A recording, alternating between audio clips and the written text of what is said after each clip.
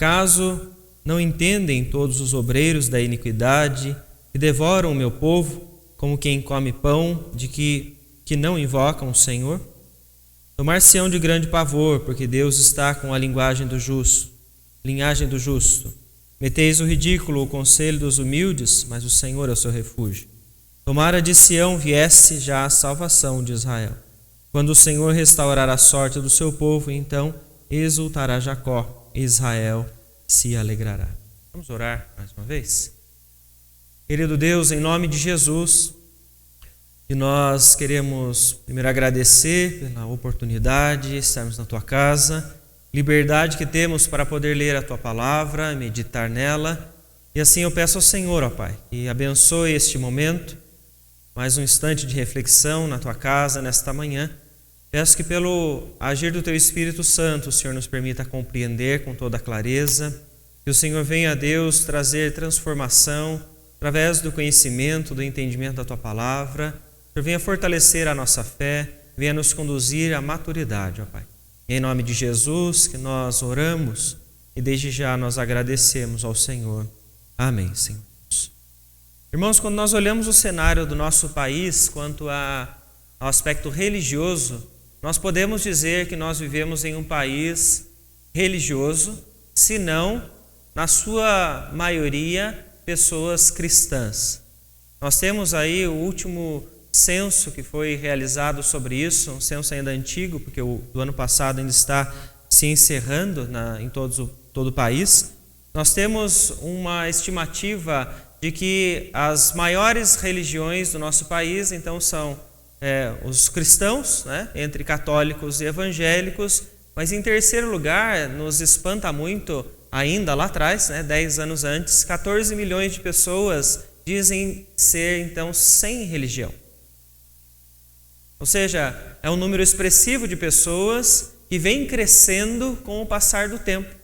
E nós vemos, então, que alguns dizem não ter religião, outros dizem, apesar de serem nominados ainda como ateus, ter uma porção muito pequena, quase que 1% de toda a população do país.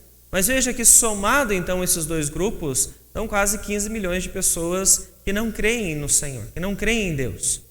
E esse número tem sido crescente e nós precisamos pensar então por quê? Por que isso está crescendo?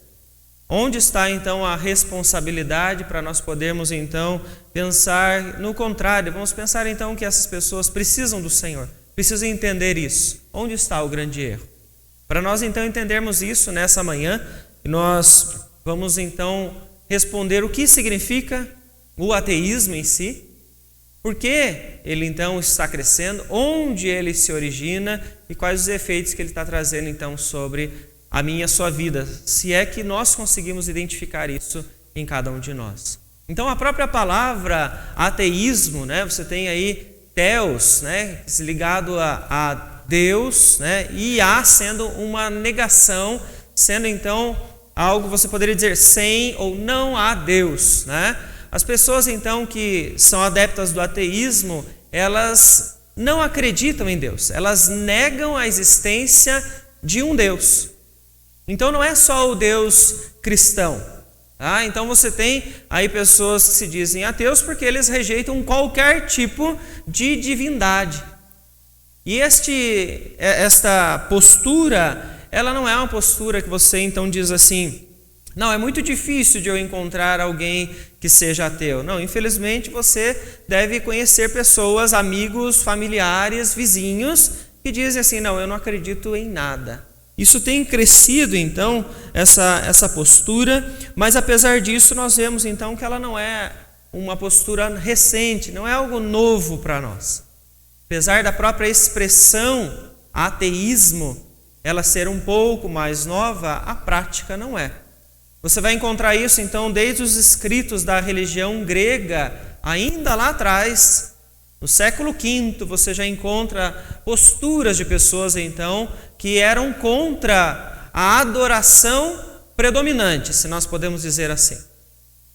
Quando nós vemos, então, a história nos ensinar, mostra que as pessoas ali, entre a cultura grega, por exemplo, eles adoravam um determinado deus ou vários deuses, conforme eles então entendiam assim, E aqueles que então rejeitavam esta adoração, rejeitavam este culto a esses deuses, não era chamado de alguém que era ateísta, mas era tratado como alguém que estava sendo ímpio, a impiedade contra os deuses predominantes. A expressão ateísmo ela vem depois, mas essa prática ela já é então antiga. É só no século XVI que você vai encontrar então a primeira menção da palavra, ainda em publicações em francês, e depois isso vem para o inglês, e aí isso se difunde então como uma teoria, né? Algo que as pessoas estão agora seguindo. Você segue o ateísmo, você é adepto do ateísmo. Antes era uma prática então que era um pouco menos concreta no sentido de filosofias, de ideias, né? E você encontra então com o passar do tempo, se há esta postura desde antes e essa expressão clara no século XVI, se chega então por volta do século XX, você vê então aí algumas outras práticas, quando você tem a ideia de que tudo é racional, né? Você pega então o desenvolvimento, né, da humanidade, você vê então a época onde eles começam a querer entender tudo de forma racional. E quando você pega então Deus, você pega a fé, você pega então a eternidade, você pega céu, essas coisas então racionalmente, nem sempre elas podem ser explicadas. Então começaram-se a levantar algumas pessoas, alguns nomes contrários à fé, contrários à existência de Deus, alguns nomes muito conhecidos que você deve já ter ouvido falar, como Freud, por exemplo. Freud, então, que tinha uma ideia de que a religião ela era criada pela mente humana, Deus era criado pela mente humana para que ele pudesse saciar as suas necessidades. Conforme fosse, então, confortável para eles, eles iriam, então, criar este que eles chamam de Deus nas suas mentes. Por outro lado, você tem aí Marx, né? Se Freud está na área da psicanálise, da psicologia, né? Da questão da mente, você tem Marx que fala na questão política, né? Para ele, a religião, então, ela serve apenas como meio de opressão. E aí ele se justifica quando você pega alguns textos que são direcionados àqueles que são mais humildes, àqueles que são mais pobres, como se a religião, então, ela fosse criada para satisfazer esses, então, que oprimem, para que eles possam, então, entregar a eles uma esperança, né? Você vê, então, aí, você tem Freud, você tem Marx, que leva isso para a área da política, e você tem Nietzsche. Você já deve ter ouvido falar nesses nomes. Se para Marx a religião era algo dos opressores, para Nietzsche é o contrário. Para Nietzsche ele entendia então que a religião ela era algo dos pobres, porque ela começa então na mente dele na época da revolta dos escravos. E estes, então, para se defender, para poder lutar, para poder ter algum tipo de esperança, eles então criam a religião, eles criam isso na mente deles para que eles possam então sobressair, porque na mente desses três não existe Deus. Para eles então, Deus é uma criação de acordo com cada uma das necessidades então que eles entendiam. Isso então você pega, né, com o passar do tempo.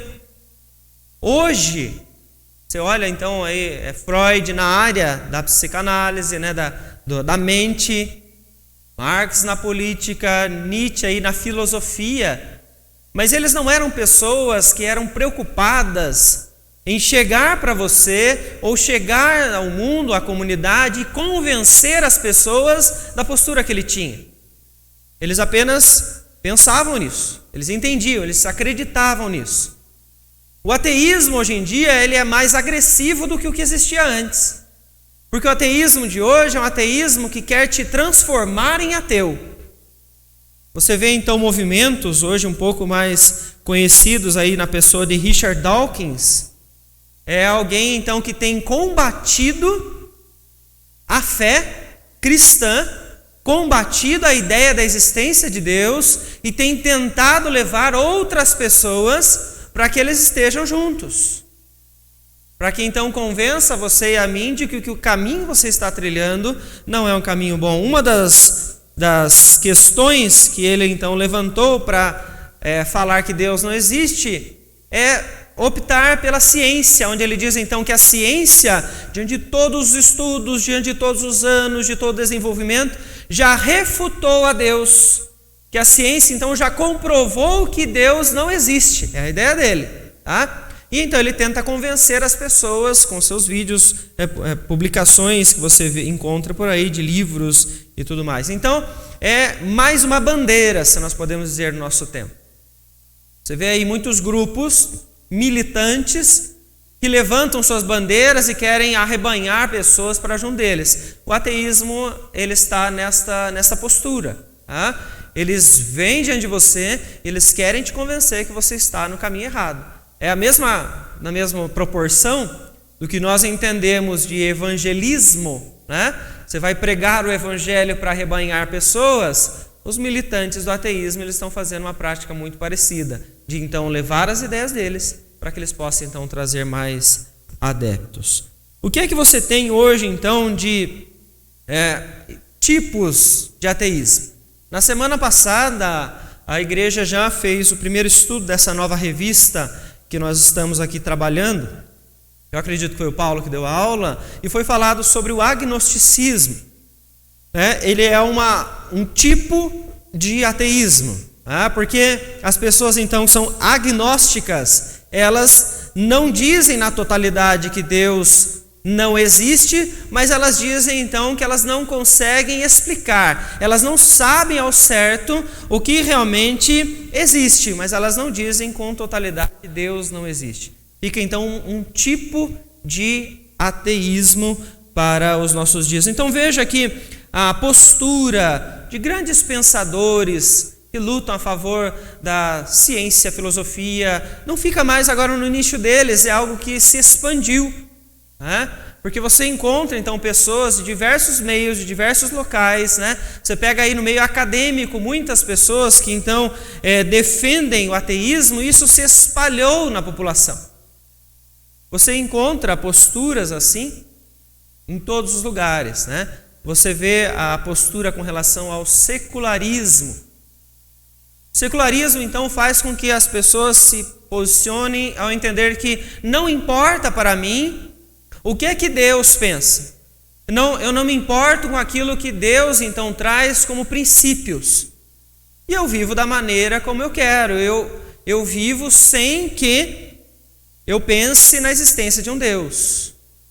Você pode aí encontrar um exemplo, até que o autor traz aqui para nós, da mudança na postura da lei do nosso país com relação ao casamento. A quem era então autorizado realizar casamentos? Pela lei antes. Apenas entre o homem e a mulher. Agora mudou a lei, né? Então é possível então já ver essas mudanças que acontecem. Mas o que é que isso tem então a ver com essa questão? Quem é que criou o casamento? Quem é que instituiu o casamento? Que desenvolveu a família? Deus. Então, quando nós pensamos no que o mundo está fazendo, está dizendo, não preciso me importar com aquilo que Deus pensa do que eu estou fazendo. Isso você olha para o mundo e você encontra diversas coisas, mas quando você olha para a igreja? Dentro da igreja existe algum tipo de postura onde as pessoas estão vivendo este secularismo, ou dizer, eu acredito em Deus, mas eu finjo que Ele não está no meu dia a dia? A igreja muitas vezes ela tem esse tipo de postura, né? De então dizer, somos crentes, eu entendo quem é Deus, eu entendo a questão das Escrituras, o quanto ela é importante, eu leio as Escrituras, eu frequento as igrejas, eu faço as minhas orações, mas na prática é uma pessoa que vive como um ateu. Por quê? Porque ela não se importa com aquilo que Deus então pensa sobre o que ela faz. Então veja como isso é perigoso e como isso não está mais longe de nós. Isso está, às vezes, dentro do nosso próprio coração. Isso faz parte, às vezes, da nossa vida. Você está no seu dia a dia, em diversas situações, circunstâncias, a pessoa esquece que ela é um cristão e que ela tem uma lei para seguir que vai, então, agradar ao Senhor. Além, então, dessa postura, né, você encontra aí,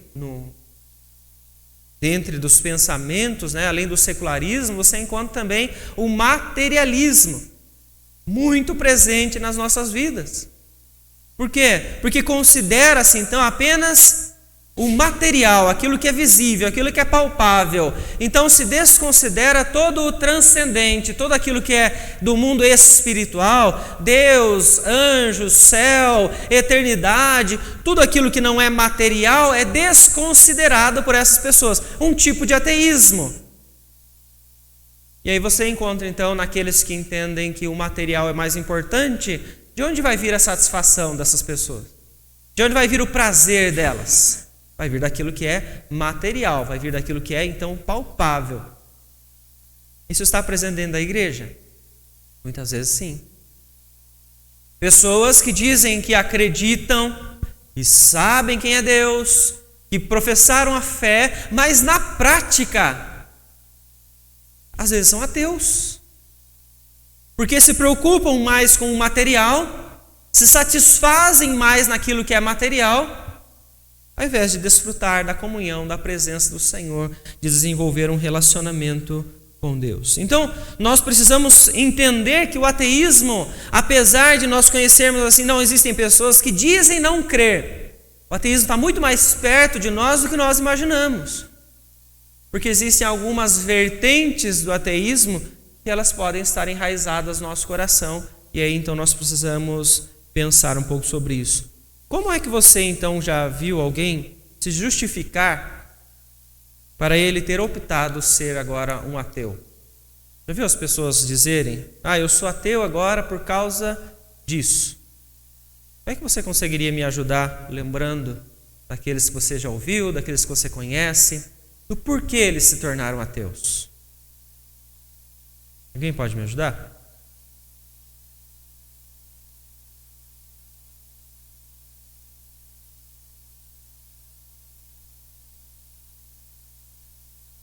Desgosto da igreja. Essa é uma das questões.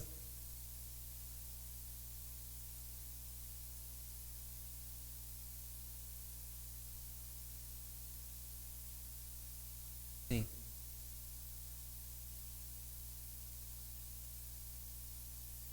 Muitas vezes até por práticas, né, de outras igrejas, né? Claro, pode. Aham.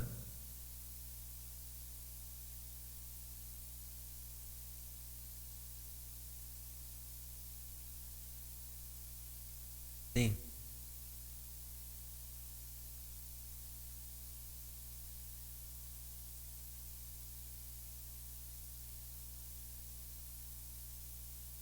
Certo. Aham.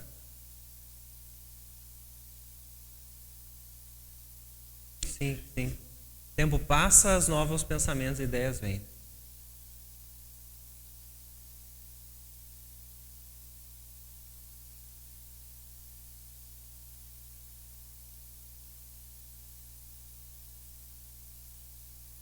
Certo.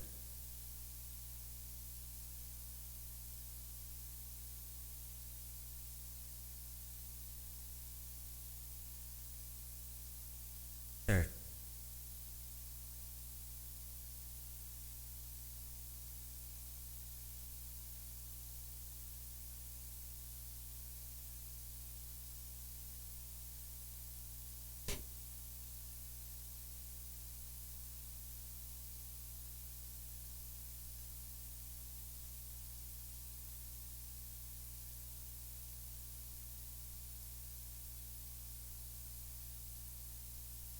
Certo. Não generalizar, né? Sim.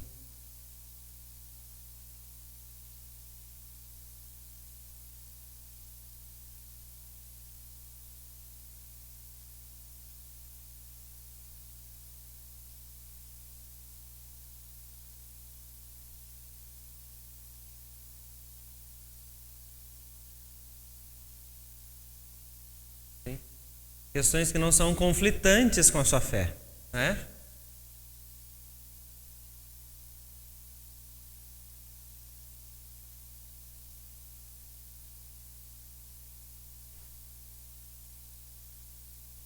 Certo.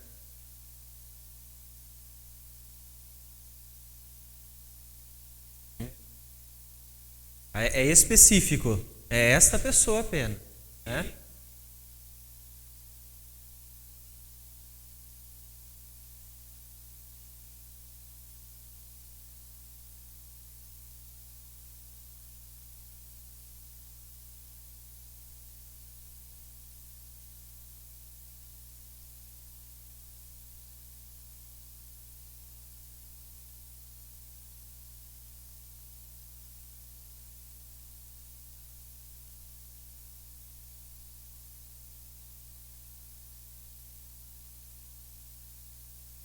Certo.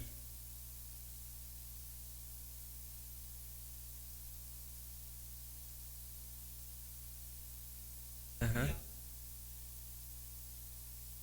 Mas eu acho que até aproveitando esse gancho, Jatir, não só os da área da psicólogos, né, psicanalistas, terapeutas, não podemos generalizar, como também os outros, né, como eu dei exemplo. Um na área da política e outro na área da filosofia, né? Também não dá para generalizar, falar assim, todo professor de filosofia é ateu.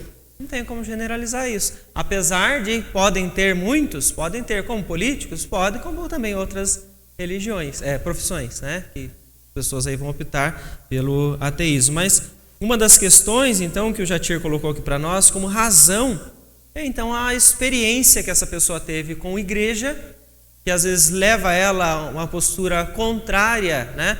Um bloqueio, né, sobre aquilo que vai ser ensinado. Às vezes ela não teve nem experiência de estar dentro, mas ela viu acontecer, né? Ela apenas assistiu uma igreja X ou Y fazer isso ou aquilo, e ela então usa isso de justificativa para ela dizer então que ela vai para esta linha de raciocínio. O que mais nós poderíamos colocar que levam as pessoas a dizer que agora são ateus? O que vocês podem me ajudar? Conhecem mais algum tipo de caso?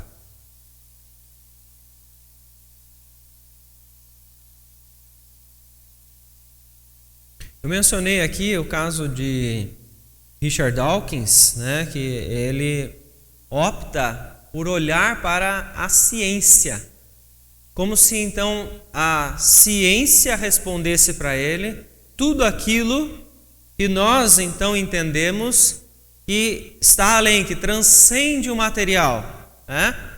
Então ele entende, como eu afirmei, que a ciência já refutou a Deus.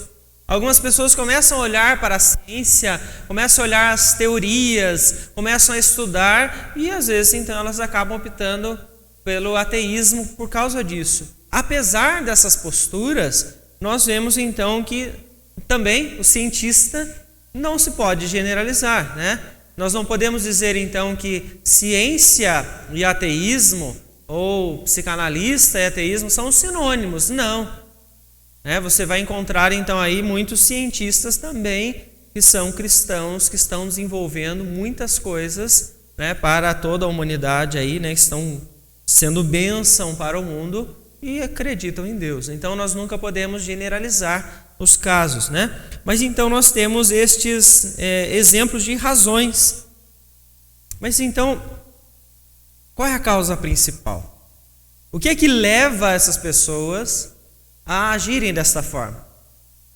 E aí nós precisamos então pensar no que é que leva essas pessoas a viver de forma total, né? Dizer que são ateus, afirmar isso. Porque se essa raiz ela estiver no nosso coração, nós então precisamos cuidar. Porque veja o que o texto vai dizer, e agora sim nós vamos então olhar para o Salmo de número 14. Ele então começa dizendo: diz o insensato no seu coração, não a Deus. Então veja que a primeira causa que nós vemos aqui é que o ateísmo, ele não vai originar naquela decepção religiosa, não vai originar ali no entendimento da ciência, ou em seguir fulano, ou seguir ciclano. Não, tudo começa no coração. E quando você fala então em coração aqui, principalmente então no Antigo Testamento, você está falando na integralidade do homem, ou seja, no homem todo, no homem essencial. Então você está falando aqui da área de emoções, pensamentos e das vontades do ser humano. Então quando o salmista está dizendo que é algo do coração, nós precisamos entender então que é algo que vem do íntimo dessa pessoa, de que ela acredita naquilo e aquilo se solidificou já no seu coração e ela crê então com todas as suas forças que não existe Deus. Não é algo externo a essa pessoa, como uma aparência, algo que nós podemos então visualizar. Há uma diferença na maneira como está dizendo que está internalizado já nessa pessoa. Está no centro do seu coração, da sua vida. Então veja, o ateísmo não surge em outro local a não ser no coração do ser humano. E é interessante de ver como é que o coração pode reger a nossa vida quando nós vemos outros textos da palavra. Alguém lê para nós, por favor? Provérbios capítulo 23, versículo 26.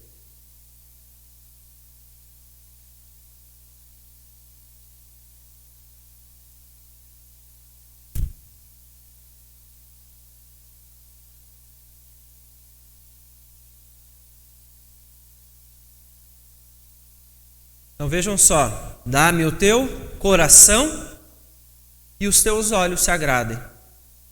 Veja só, então ele está usando a mesma imagem desta integralidade do homem, né? Ou seja, ele está dizendo, Deus está dizendo, entregue-me o seu coração, ou seja, entregue-me você inteiro, todo, e aí os seus olhos, ou seja, todo o resto vai agradar a Deus.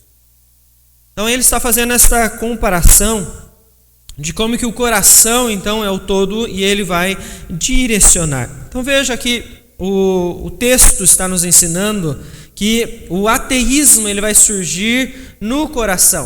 O Senhor Jesus então em certo momento em Mateus 19 ele vem reafirmar isso, que é do coração que procedem os maus desígnios, é do coração que procedem então os homicídios, é do coração.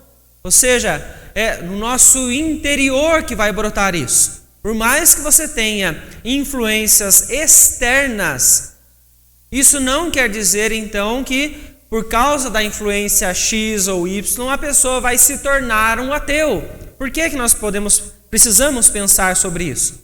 Porque você vê muitos jovens que vão para a faculdade, que vão para estudar fora e se afastam da família, e as pessoas às vezes têm medo de dizer assim, não, agora ele vai se afastar de Deus.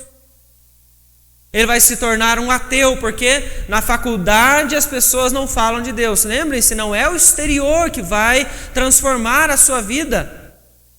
O externo, se você tiver um bom conhecimento da palavra, se você tiver uma boa base, o externo não vai interferir naquilo que você crê. Por isso nós voltamos a ênfase de que o ensino no lar, o ensino para crianças, adolescentes e jovens, ele tem que ser enfatizado, porque uma hora ele vai sair desse ambiente. E eles precisam estar preparados para chegar no mundo, em qualquer local, seja trabalho, seja faculdade, e eles possam defender a sua fé e continuar nesta fé. Porque o problema maior está onde? É no coração. Ele já pode sair do lar sem acreditar em Deus, porque nunca foi ensinado. E aí nós precisamos entender essa responsabilidade. Então, é no coração, é preciso então trazer isso, porque é do coração que vão brotar aí todos os desejos pecaminosos que vão direcionar a nossa vida. Veja que ele também diz aqui, versículo 1 ainda, diz o insensato no seu coração. Então veja que o ateísmo, ele não só brota do coração, ou seja, ele está falando aqui do interior do homem, da integralidade interna, íntima do homem, como ele também diz que é uma atitude insensata. Quando ele está falando então sobre insensatez, esta mesma palavra ela é utilizada em outros contextos para então se referir aos nécios, para se referir aos ímpios ou para usar a expressão dos loucos. Ele vem então dizer em alguns momentos nas Escrituras sobre alguns que estão loucos, postura de loucura. Ele diz então daqueles que são insensatos. Vamos ler um texto que diz sobre isso? Alguém lê para nós? 1 Samuel capítulo 25, versículo 25.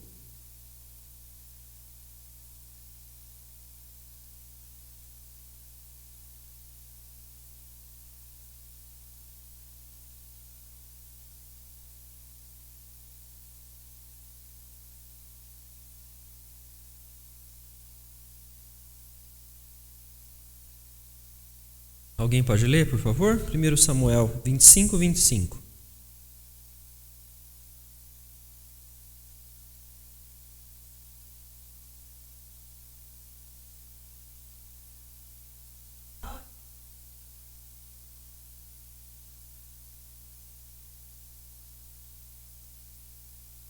Então vejam só o que é que Abigail está falando sobre Nabal, que havia então afrontado ao Deus de Davi. Veja que ela diz aqui, no meio do versículo de número 25, a loucura está com ele.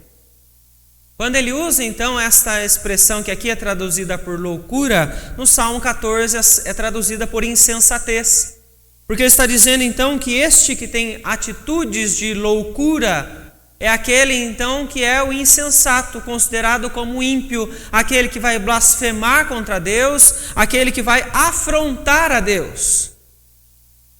Então, quando o texto diz, o primeiro do capítulo 14, diz o insensato no seu coração não há Deus, nós vemos que isso é uma atitude de alguém que é ímpio, né? Alguém então que do seu coração brotou, né, esta postura pecaminosa, na qual em alguns escritos, aqui alguns textos, você vê então sendo chamado de uma atitude de loucura, porque ele vai afrontar a Deus, e em muitos momentos ele vai blasfemar contra Deus. A negação, então, nós temos que entender que aquele que nega a existência de Deus, ele, talvez seja até óbvio isso, mas é o que o texto vem reforçar para nós, é ímpio, é insensato, é nécio, é alguém que pelas Escrituras, em alguns textos, é considerado como uma postura de loucura. Não é? Mas vejam só que o texto continua então dizendo, do versículo 2 ao versículo 4, sobre uma indiferença para com o Senhor, para com a sua revelação. Vou ler então novamente o versículo 2 ao 4 do Salmo 14. Do céu olha o Senhor para os filhos dos homens, para ver se há quem entenda, se há quem busque a Deus. Todos se extraviaram e juntamente se corromperam. Não há quem faça o bem, não há nenhum sequer. Acaso não entendem todos os obreiros da iniquidade, que devoram o meu povo como quem come o pão, que não invocam o Senhor? Então veja que o texto ele vem trazer para nós a expressão do entender, do entendimento. Essa expressão ela traz então o significado de discernir, ou seja, está dizendo não há quem seja capaz de discernir, não há quem atente para a existência de Deus, daquilo que o Senhor fez. Pois o versículo 2 ele começa então mostrando isso. Do céu olha o Senhor para os filhos dos homens, ele olha então para a humanidade e vê então que existem pessoas que não são capazes de discernir esta realidade, porque para eles pouco importa, eles são indiferentes com aquilo então que o Senhor faz, né? Com aquilo que o Senhor já fez na criação e com os seus atos posteriores. Isso Paulo vem então reafirmar no capítulo 1 de Romanos.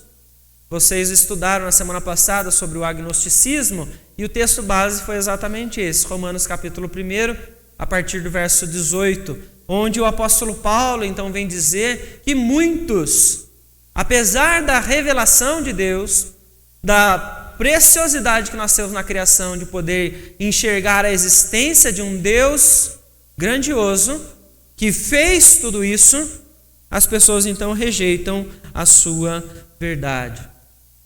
Podemos então dizer que aqueles que se comportam dessa forma, que eles não têm essa capacidade de atentar para o que Deus fez, para toda a criação inicialmente, são pessoas que em nenhum momento eles temem a Deus. Então eles vivem a vida deles sem se preocupar com a existência de um Deus, porque eles não creem, quanto mais naquilo que é agradável a Ele.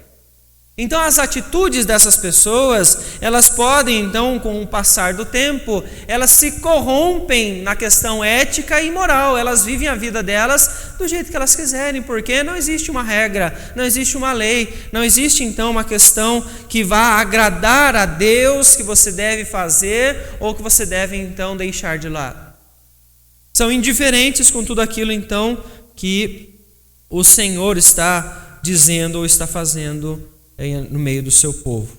Então, irmãos, nós precisamos compreender que esse tipo de atitude, esse tipo de postura, ele pode estar enraizado nos nossos corações.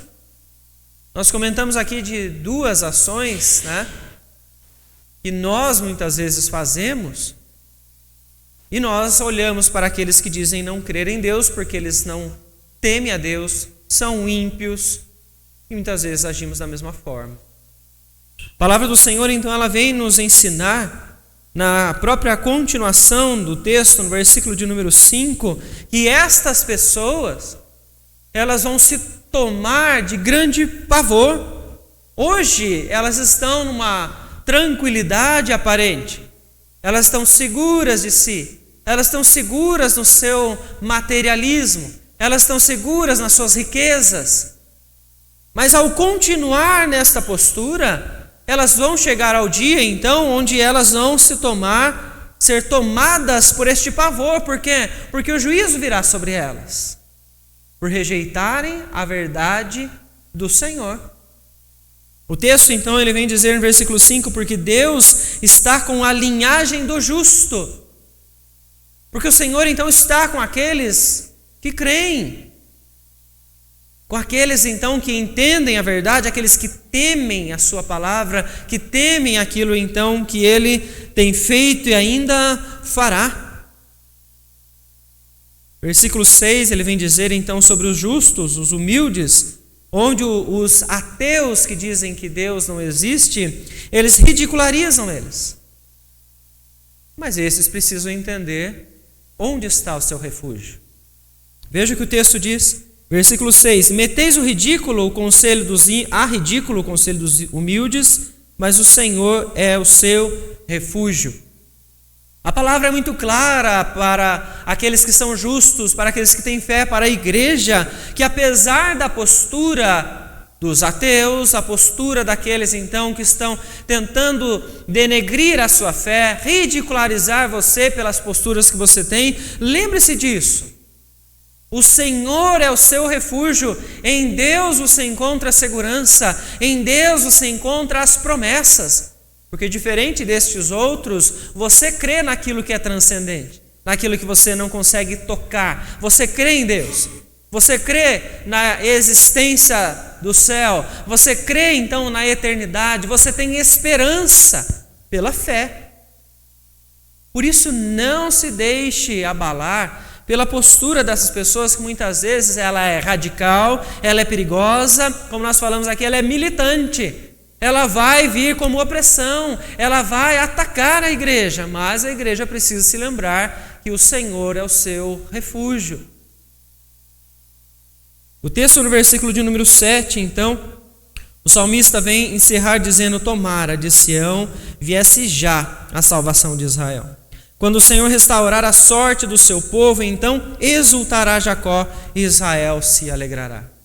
O salmista está falando aqui então da eternidade. Ele está falando aqui então do dia onde nós não viveremos mais no meio destas questões, corruptas para a humanidade, que trazem opressão, trazem sofrimento, trazem dificuldades. Ele está dizendo, vai chegar o dia então onde Israel, o povo do Senhor, vai se alegrar. Vai se alegrar porque nós estaremos na presença do nosso Deus, viveremos para todo sempre com o Senhor, porque nós temos uma promessa. O Senhor então prometeu que nós e temermos a Ele, depositarmos nossa fé nele, nós então viveremos para sempre com Ele, onde não há pecado, onde não há corrupção, onde não há pessoas que vão tentar te oprimir, dificuldades que vão tentar te desestabilizar. A eternidade é um tempo de alegria plena.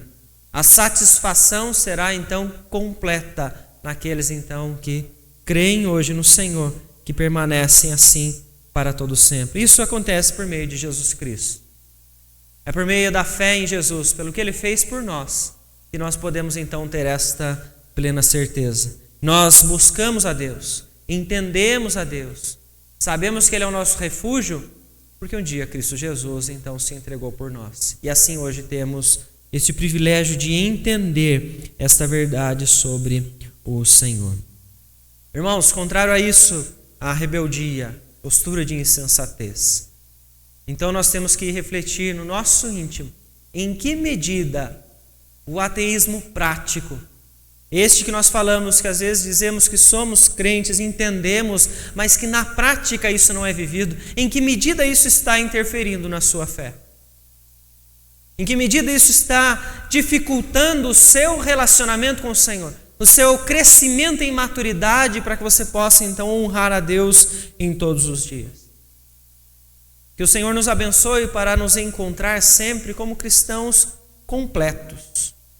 Não somente na questão da razão, do entendimento, mas também da prática do dia a dia, onde nós vamos então viver aquilo que é agradável ao nosso Senhor. Alguém gostaria de comentar mais alguma questão para nós, para complementar aqui a nossa lição? Vamos orar então, irmãos, para nós agradecermos a Deus.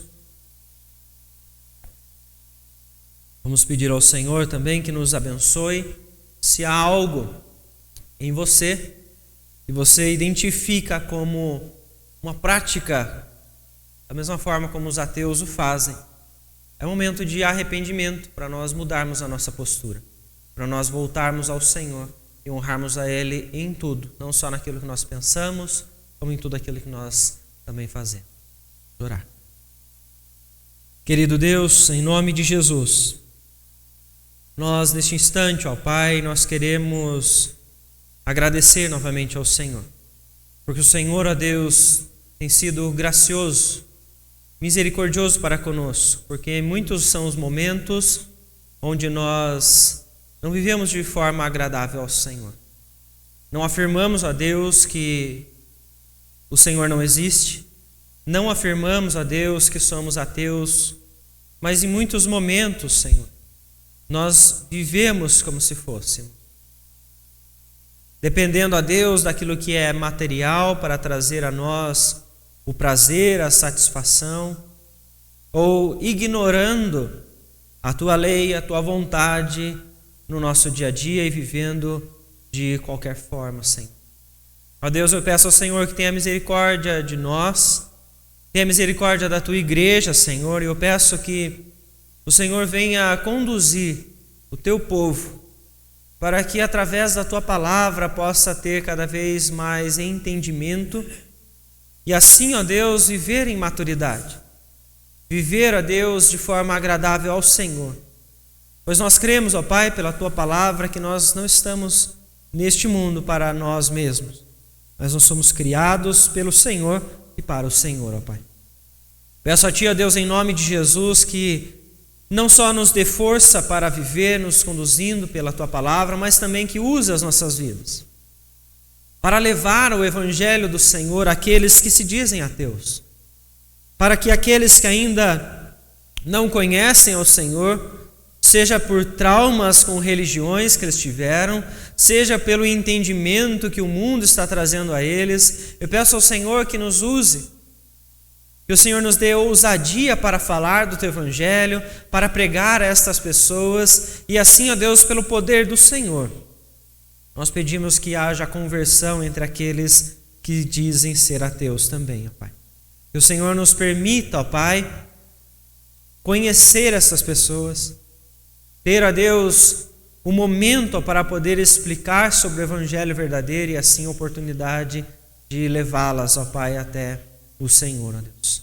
Em nome de Jesus, ó Deus, eu peço a Ti que nos abençoe, que o Senhor continue alimentando em nosso coração a esperança da eternidade.